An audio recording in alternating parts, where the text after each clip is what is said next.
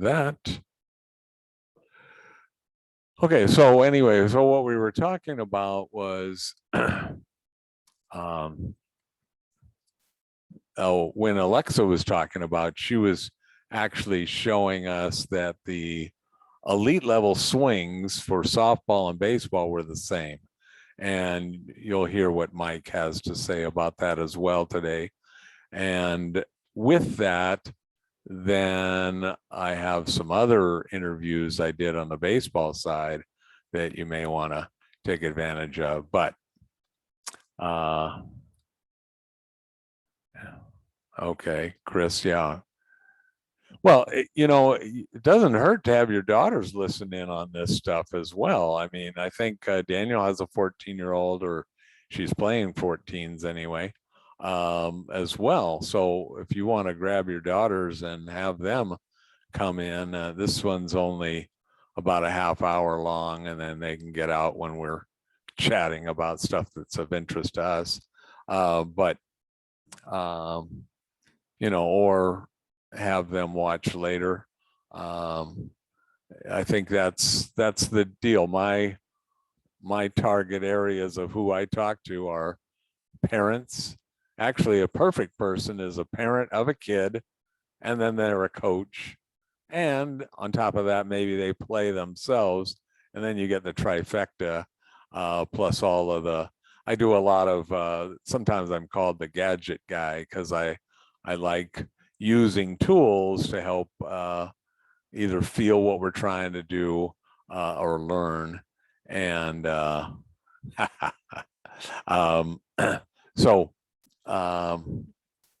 anyway, so when I do my recommendations, if you can find something that helps your kid, helps your team that you coach, and helps you as a player, man, that is the perfect thing. It just kind of, you can go and tell your wife that, hey, see, this only costs a third of what it really costs because it's helping in 3 ways.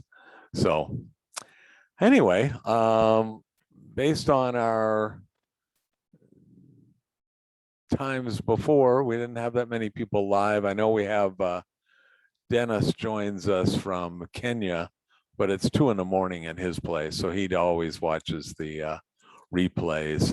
I tried to get him to stay up late and join us, but so shout out to you.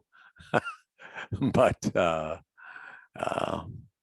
we will get started now that I have the video ready to go. There it is. Oh, let me get my sound on. It may look, oh, here we go.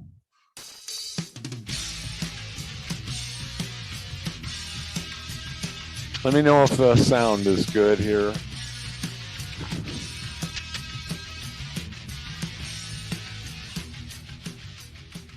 Hi, this is Coach Andy Collins, the Internet Hitting Coach. Oh, and today we've got the great privilege of having Mike Candrea, the winningest coach in NCAA history, with 1,611 wins. He actually has and a few more 8 than national that championships, 22 College World Series. He's the head coach of Team USA in the 2004-2008 Olympics, where they won gold and silver. And he's been elected into the National Softball Hall of Fame. In 1994, 96, 97, and 2007, he was named the Coach of the Year. So, Mike, thank you for joining us. I'm sure a lot of softball people around the country want to hear what you have to say on hitting. You got it. All right, thanks. I do have a couple of questions for you. As when I was talking to a number of different coaches, it seems like our hitting or our thinking on hitting has evolved. So do you teach now what you've always taught, or has it evolved, like I said? Yeah, well, I think the one thing I can say is that I'm teaching quite similar to what I taught at the very beginning. Since I came from baseball, I've always kind of taught, a swing that was comparable to what we taught in baseball. But I think the thing that's evolved is the verbiage that we use. And I think the game's changed. When I first got in the game, we were throwing from 40 feet with a white ball with white seams. So, Oh, can you guys see this okay? Let me look and see what I couldn't get to the chat here. Mike would be in Tokyo now with Team Italy. Oh, he said he was in Italy. He didn't tell me he was coaching over there, but anyway, so I'll go back to letting it run here. Where did my, where did I go? I have messed it up here. Let me just start over here. Okay, where? Oh, there it is.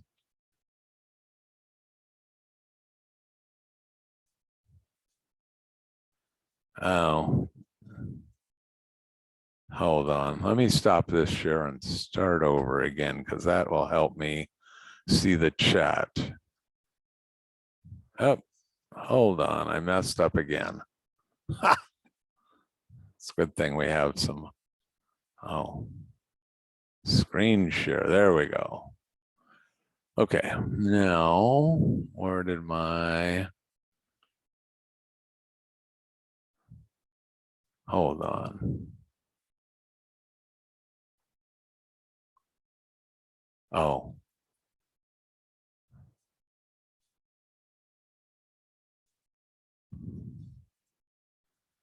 So screen share.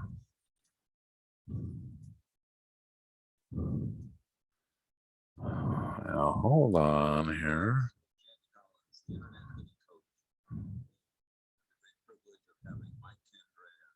All right. Now, why can't I get this right?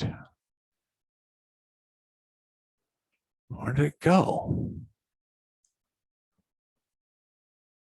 Ay, ay, ay.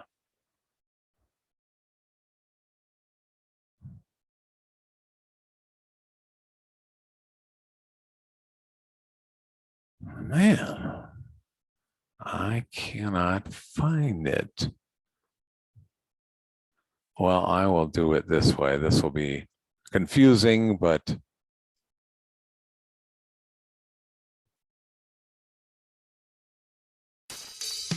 there we go. I think that's it. Now, what's going on here?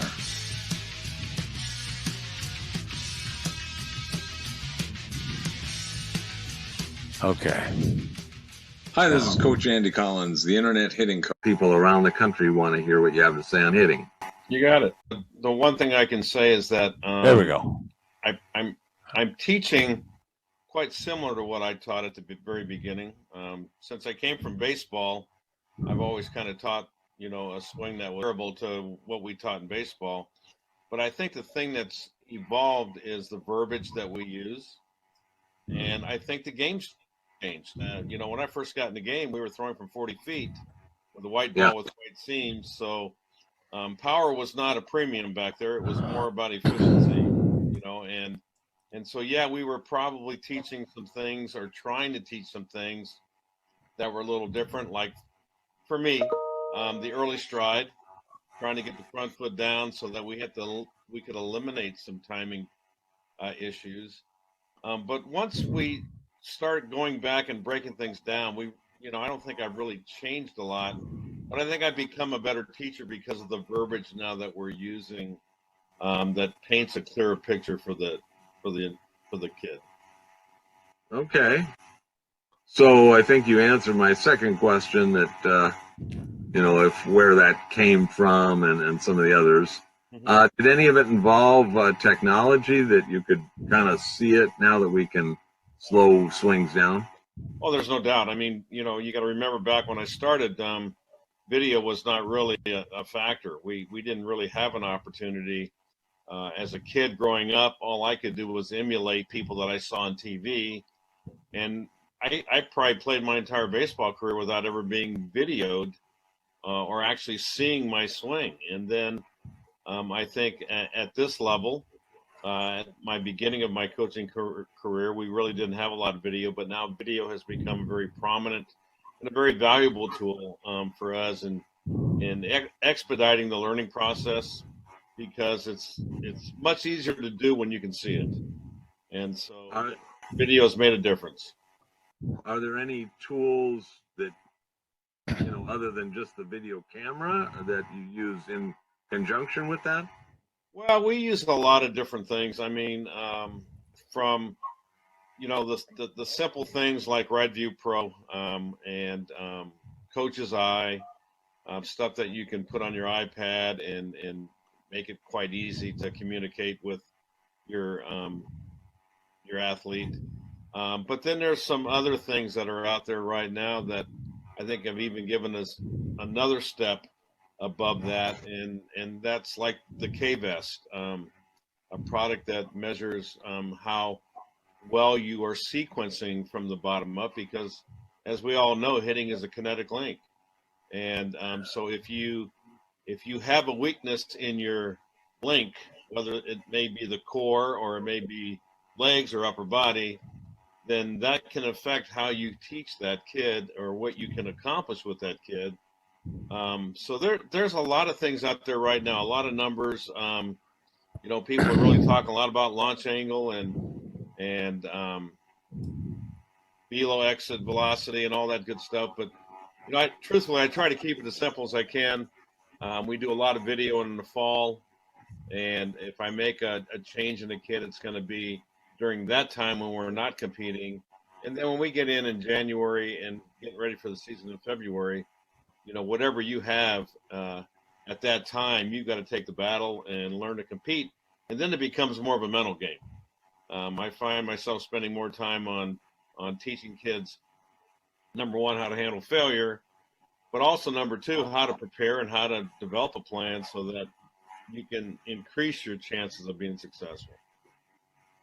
Yeah, that's good. We have the Dr. Shepard video that we recorded as part of that she goes through the whole psychology of batting. So good, very good. That's cool. So yeah, what makes a great swing? Well, I think I just mentioned something, the kinetic link. I think being able to unwind from the bottom up, letting your big muscles deliver your small muscles. But I think the key to hitting for us is being able to get to the hitting position on time, and then being able to connect our lower body and upper body and create that smooth, effortless swing that you can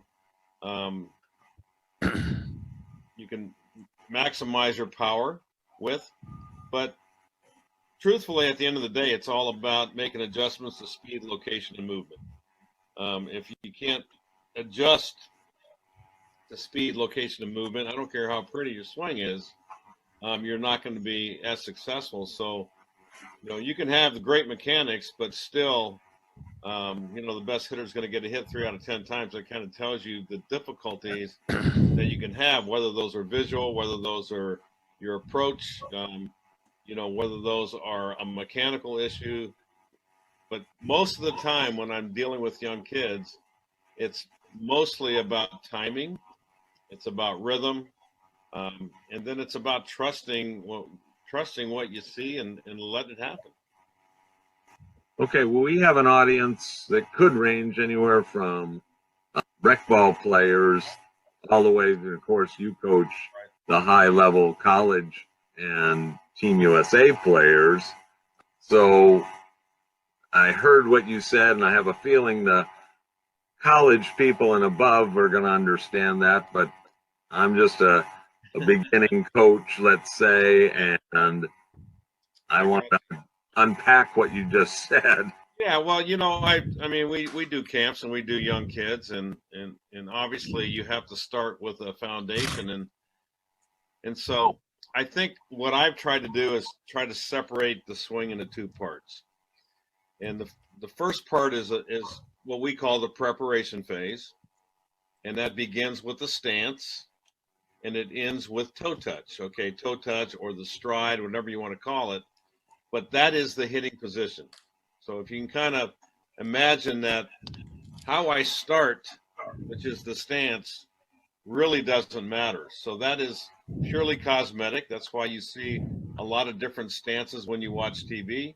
You see open stances, you see closed stances, you see hands high, hands low. So the stance is really your position, your athletic position to kind of get your engine started. How you start that, we all know that you have to go back before you can go forward. And if you look at tennis, you look at throwing, there's a movement that you do to be able to get your weight to your backside so that you can move to your front side. So in hitting, we kind of get out of balance to get into balance. And so we call that the next phase from the stance is our gather or our load or our trigger. You probably heard all those different terminologies, but it's nothing more than to try to get your weight going so that you can get to the hitting position, which we call toe touch, on time. And the big key there is that we have some pressure between our knees so that we can make adjustments to speed, location, and movement. So if you kind of imagine your first. All right. So we were talking about you had toe touch and you had gather. Okay.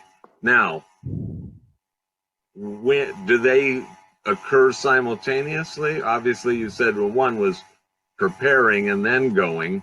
Do I toe touch first, or do I kind of toe touch as I get here? Yes. Well, so the preparation phase begins with the stance. Then the gather is a movement that you start your body to get into toe touch, which is the hitting position. Okay, so in a sense, we start in a stance. Right. This little move here, the negative move or the trigger or the load, is what we're going to call a gather. And then we get into toe touch, which is our hitting position. And okay. As you get into toe touch, you want to make sure that you have pressure between your knees. You want to make sure your hands are in a good, strong position, because from there, now we're going to start swinging, and that's the actual swing phase. Okay? Okay.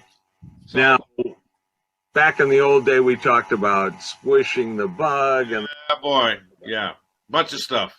Right. We're talking about a rotational thing. So, okay. Proper swing is what? One of those or none of those? Or well, let's talk about this. So the preparation phase from stance to toe touch, to me, is a linear move because my hips and shoulders and knees are still pointed toward the plate. Okay. We don't know where the pitch is. It's a timing mechanism. So that is a linear move. Yeah. Once we get the toe touch, now we're going to start our swing, which initiates with heel plant. So we're going to get down into our front side. Now we're going to start rotating our body to deliver our hands to the ball. That is a rotational phase of hitting. Right. So when I break it down, the first phase is the preparation phase. The second phase is the swing itself. The preparation phase has a lot of variety. That is the style that we sometimes used to teach back in the day. The swing itself, if you see a good swing, it's going to look identical. So if I gave you 1,000 pictures, 999 swings are going to look the same if they're effective swings. And so right. That's kind of how we break down the two aspects of hitting. Okay. And then are you an advocate of two hands connected, one hand leaving the bat, any of that, or does that style also? I'm my advocate. I really think about trying to hit through a long zone. So okay, right. That's the most important thing for us. And if by releasing the bat after contact allows you to stay through the zone a little bit longer, so be it. Okay, so yeah, so it really, that's just after the fact, doesn't really matter, but it's part of helping you stay. You want to be in the zone as long as possible. I think that's what everybody else is. Yeah, that's why we always talk about staying inside the ball and not getting around the ball, because if you get around the ball, you're going to hit through a very short zone. Right. Same thing as if you hit down at the ball. If you hit down at the ball, you're hitting through a short zone. So Right. we want to get on plane and stay on plane as long as we can. In order to do that, we have to make sure our bottom hand works with the elbow up, so that when we make contact, our elbows above our hands are above the barrel. Right. Back in the day, we used to talk about swinging down at the ball. Right. Obviously, if you swing down at the ball, you're going to be hit through a very short zone. Correct. Okay. Oh, perfect. Okay. Let's see, what else would we want to know? Okay, so we talked about this, and it's whether we call it one style or not. What if you didn't learn it this way? Are you too late to learn it? Like if you get to college and you're a D1 athlete, shouldn't you know this already? Well, let's put it this way: when I'm recruiting, I'm going to recruit kids that probably have pretty good skill sets. Yeah. And so if I've got to teach a kid from the ground up how to hit, then I've probably done a bad job recruiting. Yeah. Okay. But the question that you asked is it too late to change? And the answer is no. I think the tough part is spending the time and the effort to change a habit, depending on how long you've been doing it. Yeah. So Yeah. I think once you understand the principles, then I think it's much easier, number one, to show or to demonstrate than it is to just kind of talk about it. So, most people hear about 20% of what we say. But Right. those numbers So, go up depending on what the visual aid that you have. And then the big thing for me is finding drills that create a feel for whatever you're trying to teach. If I'm trying to teach, posture at toe touch, being in an attacking posture, then I'm going to try to find something with a drill that's going to create the feel. Because if it doesn't create the feel, then it's not really doing the job that I want it to do. And I think that's what it's all about. Is once you can understand, once you can feel what we're trying to get you to do, then it becomes much easier. Right. Okay. So even a mirror, doing this in front of a mirror could be a learning part of hitting, even though you're not even swinging a bat at that point, if you're just doing the preparation phase. Right. Back in the day, that was my video, was getting in front of a mirror. Yeah. Someone would tell me that my bat was wrapping around my head. Well, I couldn't really see it. I couldn't feel it, but if I got in front of a mirror, I could now see it. Yeah. Hopefully, adjustment. Today, though, we have video. Yeah. So there's a lot of nuances with each step of hitting. The stance. What's the most important thing about the stance? Well, the most important thing about the stance is being able to get a good two-eyed look at the pitcher. Being athletic so that you can move to get to that hitting position and make sure you have plate coverage. Those are the key things with the stance. Yeah. But as we move on into that kinetic link, things get a little more important that you do things correctly. And posture has a lot to do with it. Rhythm has a lot to do with it.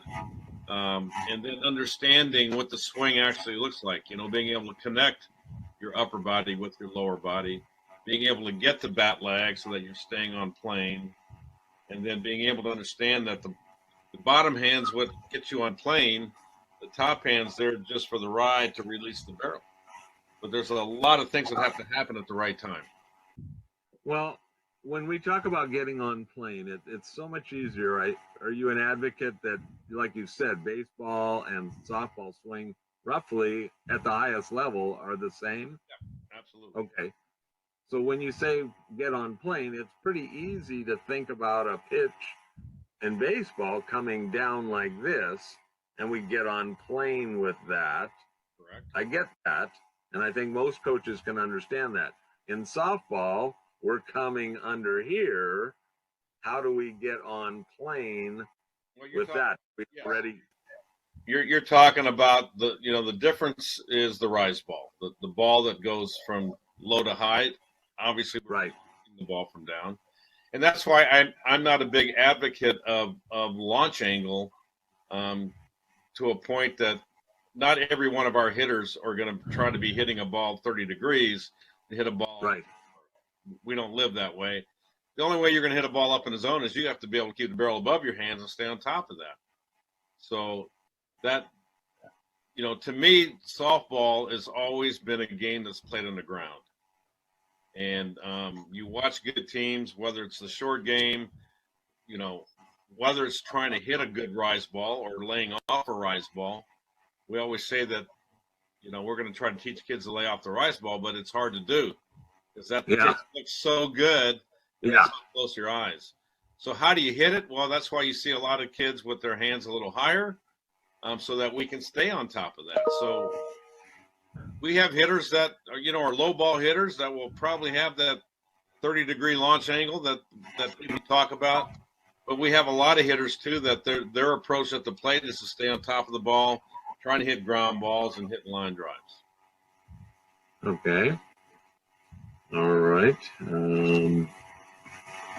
Let me see. So you have some of these things, I think. If I wanted to learn more from you, what you have that can help them? Yeah. Well, I think there's a lot of things, but the first thing, through Championship Productions, there's some videos out that I did a few years ago. USA Softball has some videos that I've done with them. The best way, really, if you're really interested, is to try to sign up for one of our camps. We run camps in Christmas time. I think this year it's going to be December 15th and 16th, a 2-day camp. But it's a great opportunity to get in front of me, but to also, I'm there and I'm working with hitters. I promise you I'll get a chance to work with every kid that's in the camp. Not for private lessons, but you're going to get some attention. And I think that's really a good place to kind of get the foundation of what we're talking about. We have a summer camp in June. We have a developmental camp, an elite camp. That's another step above.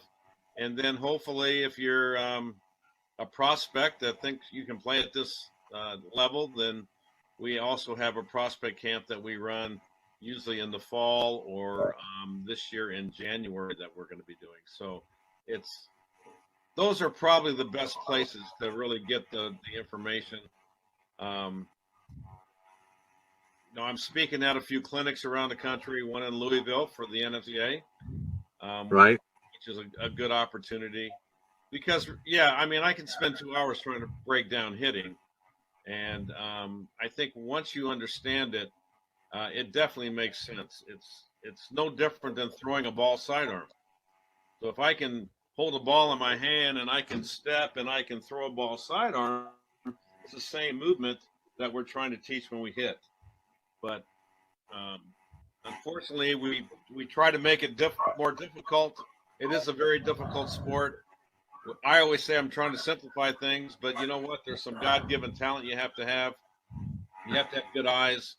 You have to have good hands, but you also have to have an understanding of why you do what you do. What does a good swing look like? What are the two parts, the preparation phase and the swing phase? And so you become your own coach. Then you have a chance of progressing and really being effective in the sport. All right. Well, I think that's all of my questions, and I appreciate it. I know you have a meeting you've got to get to, and well, I wish I could have got the pictures up because then I could have kind of stepped them through it. Well, if you could, again, if you could send me the links, I can probably add it to the time before we get it out to the folks. So I may send you a picture strip of Crystal Bustos and Mickey Mantle. Oh yeah, well, those are a couple of good hitters. Those are pretty good hitters right there. But truthfully, like I said, everyone starts different. So the stance, it's not, that's where the creativity comes. But once hitters get to toe touch, once they get into heel plant and they start rotating or swinging, you're going to see a lot of similarities in all the good hitters. And one of them is that they connect their upper body with their lower body so that their gears are working effectively. They get on plane, so they all are in that bat lag position. And the other thing is on contact, you're always going to see palm up, palm down. You're never going to see someone roll the contact. We're going to make contact, and then we're going to extend through the ball. And then the finish is all over the place too. You know, a low pitch, you may have a high finish. A high pitch, you may have a lower finish. But it's fun. I mean, I love looking at hitters, and I've spent a lot of years trying to study this. And I've gone from trying to teach an early stride to, squishing a bug to taking a knob to the ball. I mean, we've all made those mistakes. And I really think I'd like to give kudos to Don Slott. Don is the owner of Right View Pro, but Don, I think, really was the very first person to come into the game and to identify some key positions so that everyone's verbiage was similar. Because, like I said, that is the key, is that we have a little bit of consistency in the delivery, and video doesn't lie. So if you're looking for proof on what the swing looks like, go to video, watch good hitters, and you're going to see it. Well, that's what we're trying to do with this collection of 10 different people talking from different angles, but they're all pretty much giving the same message that you've been giving, and appreciate having one of the best associate with us. So appreciate your time.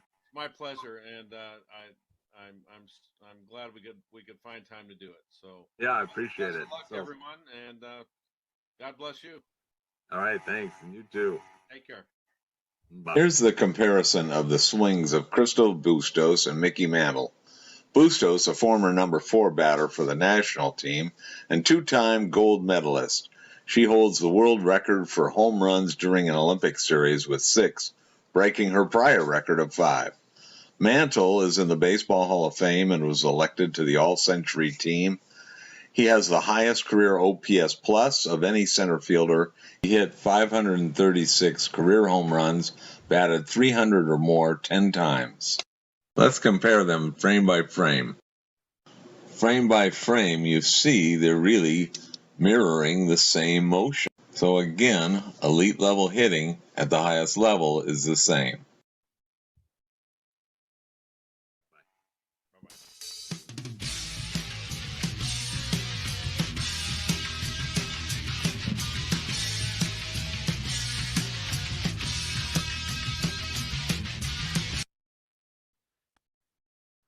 Okay, so hey, we've got Brad finally. I know he missed some. Alrighty, we actually have some time left, so if you guys want to unmute yourself and we can chat, see if there's anything that's unclear, something that you heard that you'd never heard before, or we can discuss some of the prior videos. Don't talk all at once.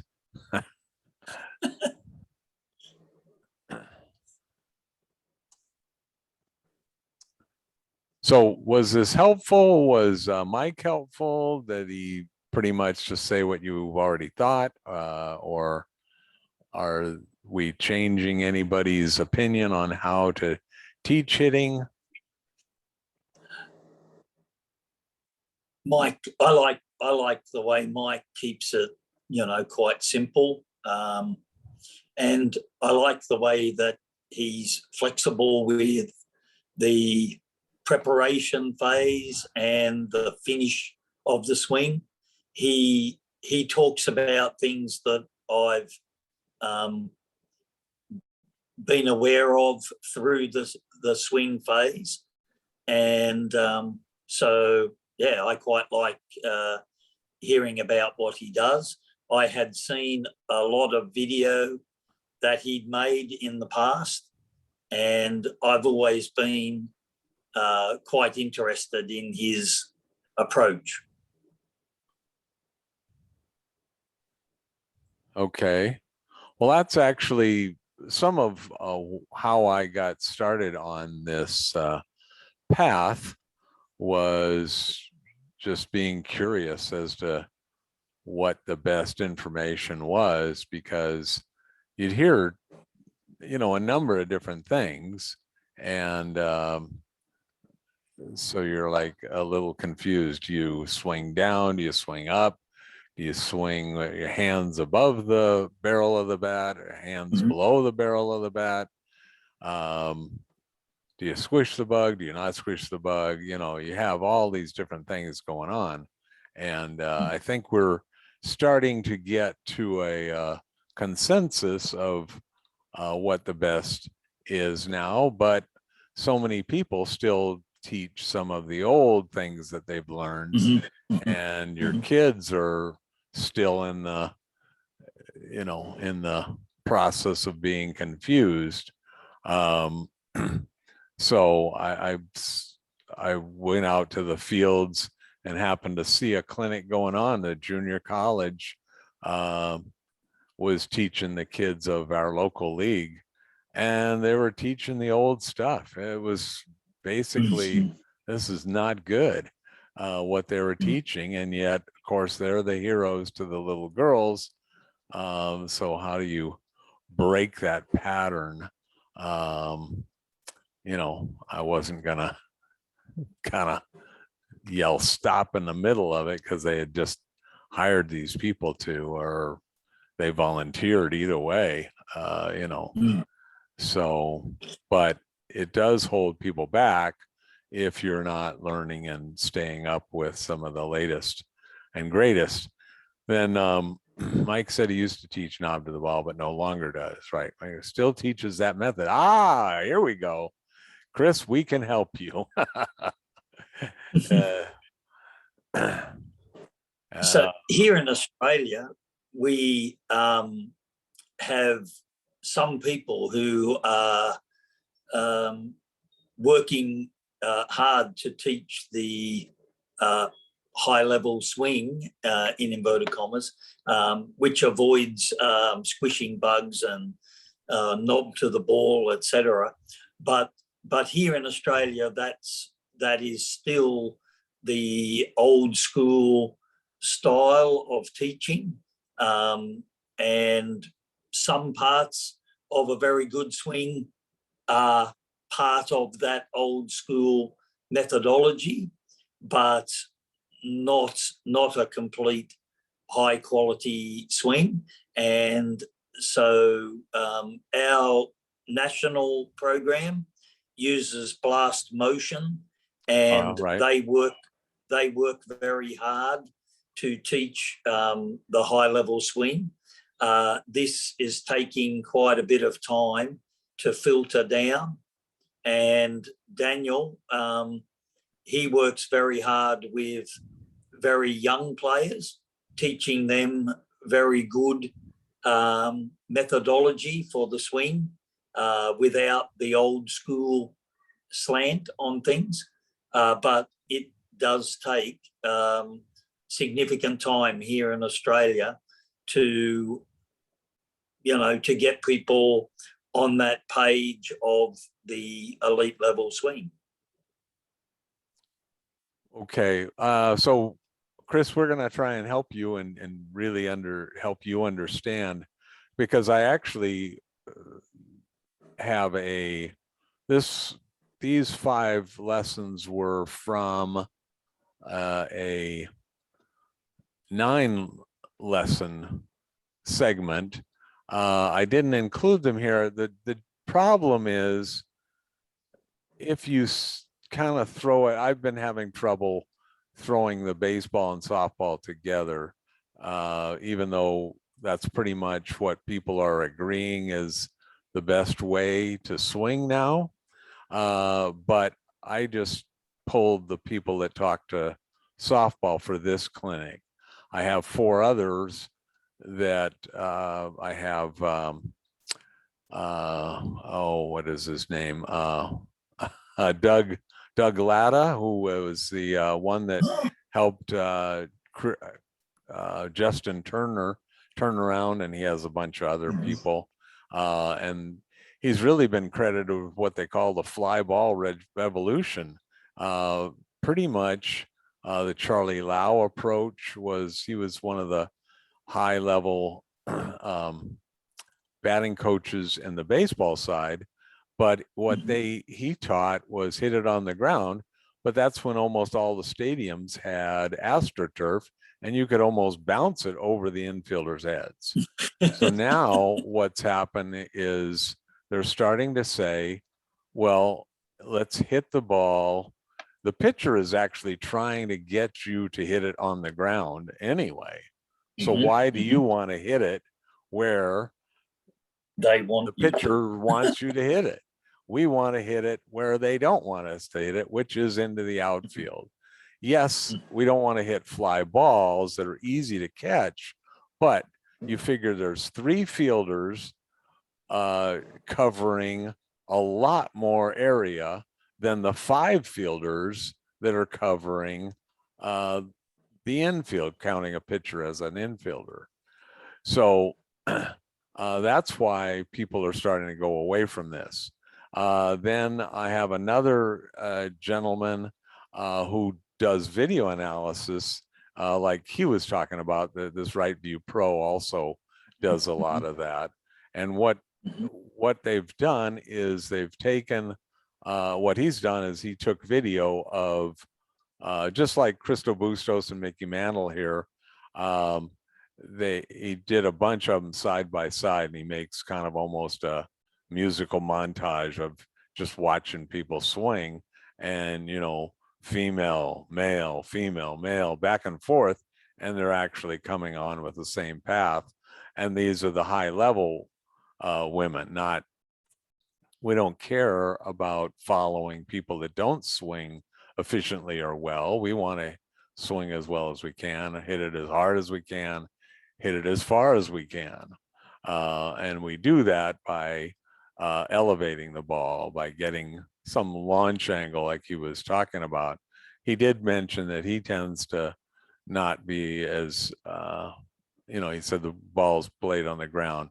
You start seeing Oklahoma, that Aloe, man, you see these gals, and now the fence was always 225 feet. But by elevating the ball and being able to hit it hard, you're starting to see for every mile an hour you get, you increase your bat speed, you add 4 feet. So you get an increase of 5 to 6 miles an hour, you can go another 25 feet. And if you were already hitting at 175, now we're going over the fence where we were just going into the outfield. So that's what a lot of the positioning is. I sent an email out. I'll send another one out where you can get, what I did is I offered, normally I sell this whole course for like $99. But you can get these 5 videos and the 4 more videos and an hour's worth of my time where we talk about stuff, or I will do video analysis of your kid or whatever. And I do that all for $49. So there's an offer that I will send out where I think that's a pretty good deal, considering I charge $40 just for a lesson anyway, and that's just a half hour. So let's see, Chris, do you have other questions? Or yes, a lot of people are, I'm pretty low key. I don't say scrap the ball, but there are people that just say run from people that are teaching squish the bug and knob to the ball. And I can show you some videos. If you look up, look up the home run derby. Obviously, those guys have great swings, and watch what their bottom foot is doing. There is no way any of them are squishing the bug. Their hips are turning so much. We squish the bug to try and get our hips involved. And so what happens is if you swing now with this new approach, you will actually do the kinetic chain where your hips will actually drive and your foot almost comes either off the ground or drags or points when it goes, as opposed to staying planted in the back. So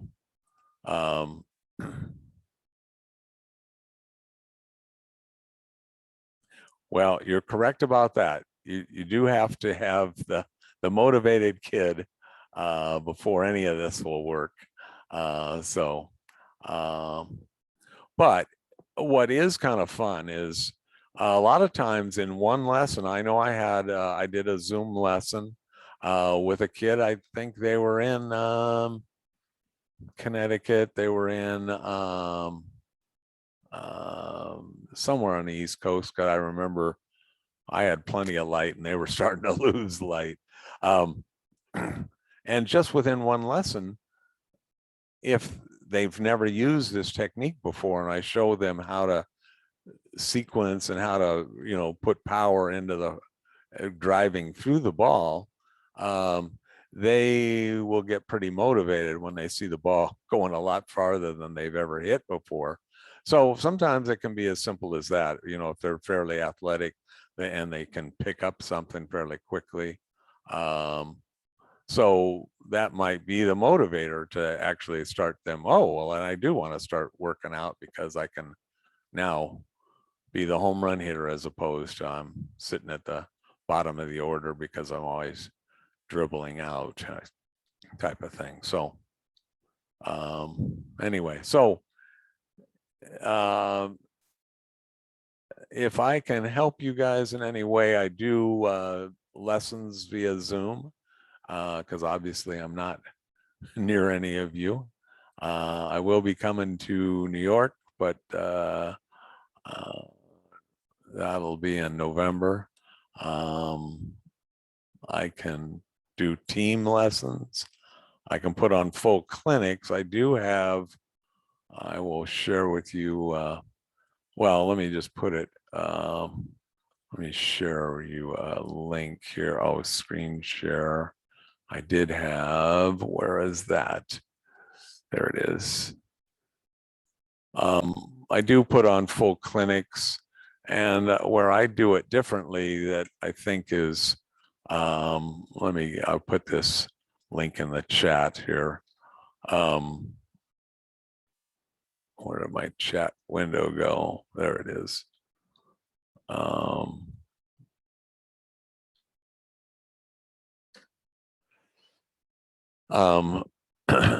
So what I do differently is I actually have a degree in recreation, and I know how to put on these things.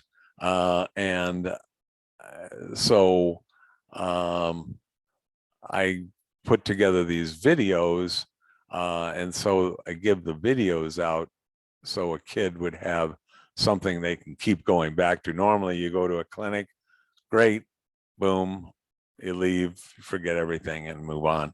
But so for less than the price of the video itself, a lot of times the kid can come to the clinic, learn, and be re-emphasized. So that's one of the things. There are obviously 5 or 6 things that I mention here, but so that's another way I can help any of you. But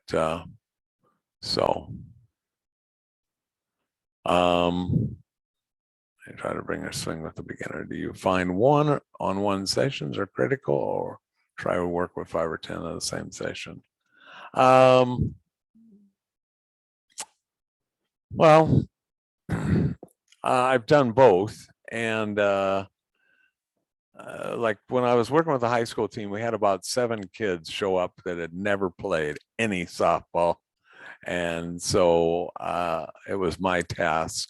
So since they were starting from ground zero, we worked with them all at once because they all had to learn the same motions.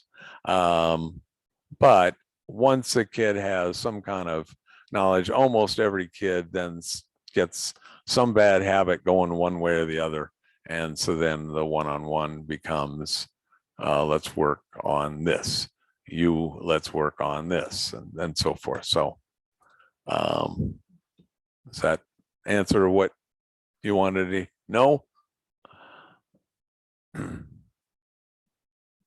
Yeah, I think group lessons are great if you're trying to disseminate information to everybody so we all start in the same place, have the same, like Mike was saying, same verbiage. You know, if we're trying to, okay, we're all going to talk this way, we're all going to try to accomplish this. You were mentioning about external cues versus internal cues. Well, you didn't say that, but sounds like you've been reading some Driveline stuff. Jason Ochart, he's really big on external cues. That's really a whole topic for a whole video in and of itself. And Mark, I saw you you work with Higher Ground, Bobby Simpson. I met that guy at one of the conventions. So that was kind of funny to see that reference. I haven't talked to him or seen him in a long time. But so anything else here?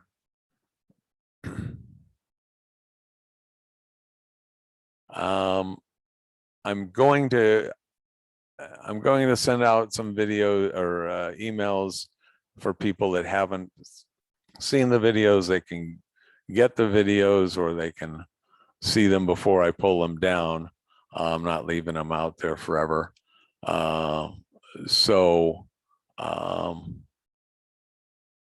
But after that, if you want to stay in touch with me, I'll ask you to sign up for my email list rather than just assuming people want to keep hearing from me after this is over, because they really just signed up for this. So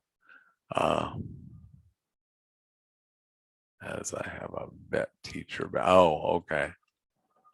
All right, well, actually, if you want to do a lot of learning on external cues, look up Jason Ochart with Driveline. In fact, he's one of my other interviews. So I have Doug Latta, Jason Ochart from the Driveline, which a lot of the major leaguers now go to. In fact, the Phillies hired him to set up a program like his for them. And then I have the video guy that compares the swings. And I think I have one on the hitting tools that I use, or that are really fun to have. So if you want that, you'll get that in the email. You'll see how you can get that. All right. Anything else? We've got everything covered. You're an expert now in hitting. I always tell people I can teach you how to hit in about 30 minutes to an hour, and it'll take you a lifetime to master it. So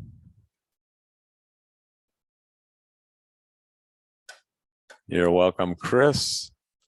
Glad to have you. I'm glad you were able to catch up on the others. Good meeting you guys over on Saturday, since we're here on Friday. All right. I'm going to turn the recording off for sure.